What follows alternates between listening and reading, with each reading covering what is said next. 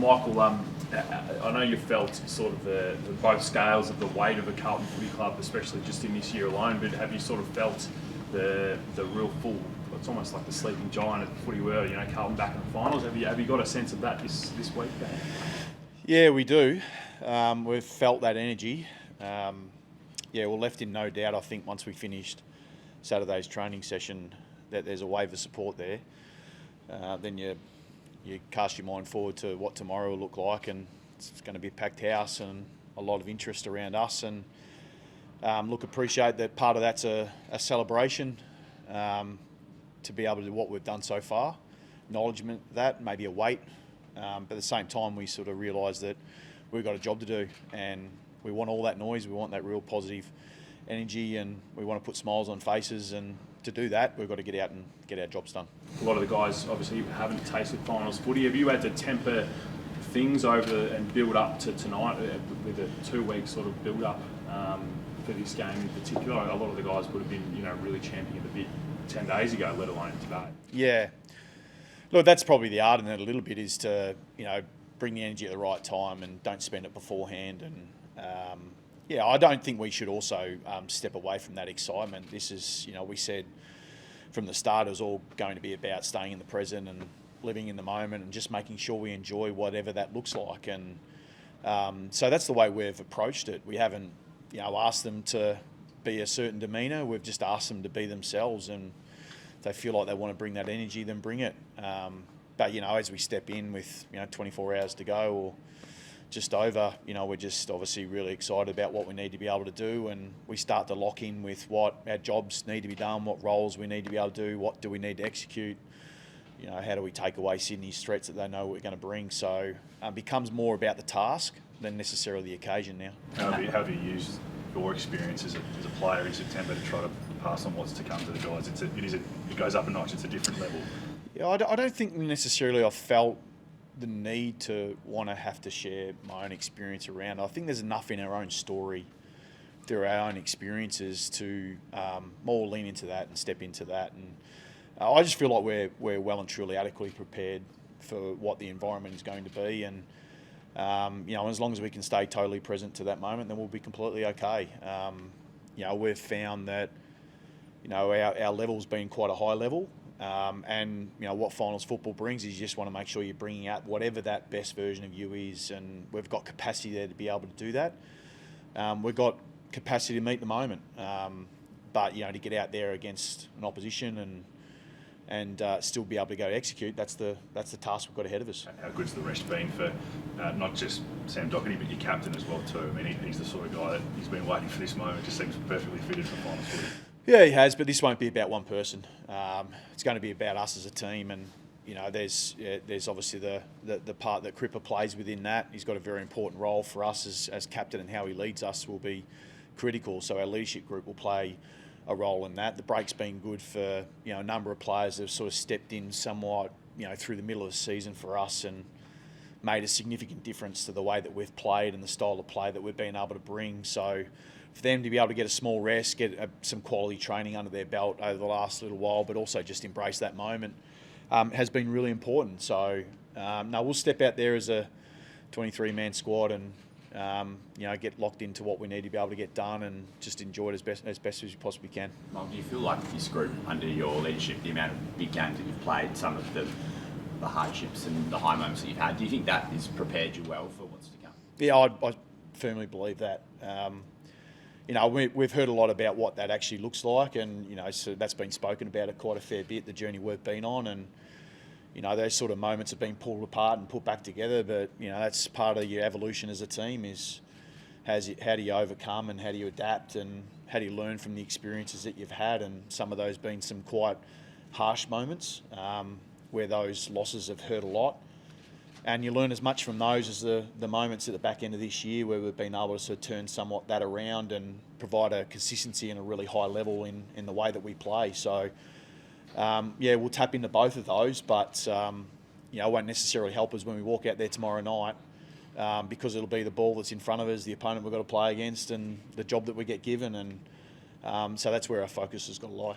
the weather, the forecast, hail, it's going to be 10 degrees colder than what it's going to be tonight. How much does that play into selection and your planning?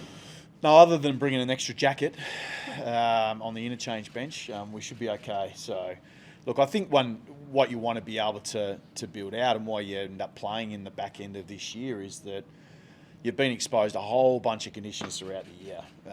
Whether it's away venues, whether that's conditions have been against you. What your task is obviously is to try and formulate a plan and a system that stands up no matter what, and that's what we've been investing in. And we haven't said that necessarily that means we win every game throughout the home and away series, but what you are preparing for is to obviously stand up in these moments. And finals puts tension on your system, and we're looking forward to being able to be under that tension. It'll have some conditions that might be a little bit different. Weather might be one, crowd might be another. Finals is another again. But we feel like we're adequately prepared. Do you feel like you settled on the way you want to structure up with your bigs in the team? Yeah, I think so. Look, we'll lean into our strengths. As get to this part and you've got all the information you need. So we'll have a look at that. We're going to play our two rucks. Pito come in and play as well, and obviously working with Tom, we feel like that's been a strength of ours throughout this year, and they bounce off each other really well. They're obviously pretty good at their own individual roles, but we feel like we lean into our strengths there. So I guess that means that Harry gets to spend a little bit more time forward, partnering up with Charlie. So how our system comes together and the roles within it will be important. It's like Pitnet feel like he's built for the finals and played. Yeah, I think so. There's a couple of guys that certainly won't shy away from the contest and what's required. So. But it's not just about one contest. It's going to be about how we can replicate that over the course of the whole game. And we recognise that we'll have some of those moments go our way. We'll get a little bit of that momentum, but also lose that momentum. We recognise that the opposition will bring their game, and they'll have their time where they obviously press us, but we have to absorb that and then to wrestle it back our way. He was involved in a bit of a scrap with Matt Kennedy at that open session. Did you like to see? Yeah, it's a bit of fighting for positions, a little bit like that sort of shows. But I think that sort of when you have an open training session, people see that for the first time. But I think our training environment has really prepared our players well, and they go out pretty hard, the boys. And you've got some big boppers like that. Get out of their way. What about Blake Acres? What do you need to see from him today? No, everyone's good. So he did he's done his fitness test, and he's passed in flying colours, if that's a way to be able to describe it. So no, he did really well. So he's everyone's raring to go, which makes it I guess a bit of a tough selection discussion because it does take a squad to go deep into the season. It'll take a squad to go deep into this next phase. Should we be lucky enough to do so? So I'm sure there'll be some boys out there that would love to be out there that clearly won't be playing, but have certainly helped us along this journey. What do you make of the Swans, and where do you see their major strengths? Well, they've been runners up last year, aren't they? So they're not walking into an environment that's unfamiliar to them, and clearly they've got a few threats. They defend really strongly, and they've got a front half with their smalls that are particularly threatening. So, all phases are going to have to be on for us. I don't think one thing is going to get it done for us, but we're going to have a really balanced profile on what our game looks like. And I heard John talk about contest and pressure, and that's been something they've brought within their game style for a long period of time. It'll be a question that'll need to be asked of us as well. The small things in the game that need to be able to get done, that's where the attention goes. The little things make the difference. So that's where a lot of our focus will go. But then there's a system that needs to be able to operate around that, and we need to execute well. Errol Gordon's just been able to combine the insatiable desire for the footy with this great aerobic. Who's that? Errol Gordon. Yeah. Would you look at putting someone to run with him or try? Oh, possibly. There's certainly got a lot of threats. I mean, he does move around the ground in a few different spots, so that'll be the challenge. So we'll weigh up the individual matchup versus the team system we need. We'll constantly do that within our preparation and throughout the game. But he's been a player that's obviously in some fine form at the moment. There'll obviously be parts of theirs that we need to be able to manage, and obviously they'll have a couple of their own that they'll have in their sights as well. What are you drawing on from your own coaching experiences in finals, whether it be the elimination final against Carlton as Brisbane coach in 2009, that was a pretty famous win, and then at Port Adelaide? Oh, look, as I said, I think the experience part is that I haven't felt a need to be able to sort of share my own experiences and what that actually means. It's you got a firm sight on what you think might be coming. So hopefully that gives you a little bit of experience. But I'll say it again, I think we've had enough in our own story to be able to step into that, and I feel like we're ready to go. And when you feel like you're ready to go, you trust the people around you to be able to get their jobs done, and that's what we'll do. Thanks, Chris. No worries. Good luck. Cheers. Good luck. Thank you. Good luck. Cheers.